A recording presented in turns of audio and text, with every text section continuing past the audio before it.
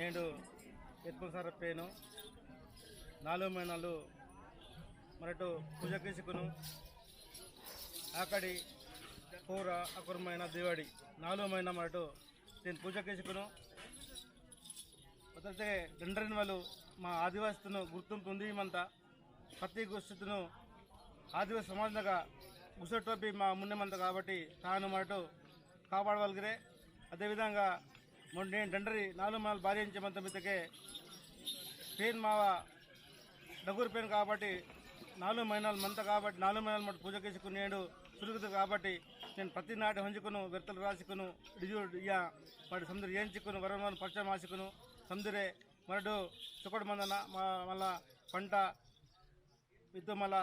కూరకొంద చుక్కడు మందనకే కోరుకుంచకనే ఇది నేను మా ఆత్మసాత్ పేను మాకును ఆత్మశాంతికి చుక్కడికి ఎంతకనే శాంతి చేయించకనే మూడు సముద్ర నేడు 4 మహిళలు తను పూజ చేసకనే నేను ఏం చేయమంతాం కాబట్టి నేను ఖచ్చితంగా మా పేరు మాకు సహకరి వాసుకును సముద్రు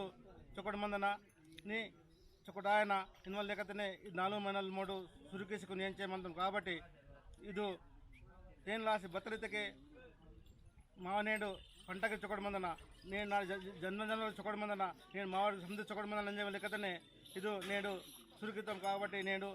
వాసుకును నేను యత్నసార్ పేద ఆశయమంత కాబట్టి తాను వేస్తే ధన్యవాదాలు.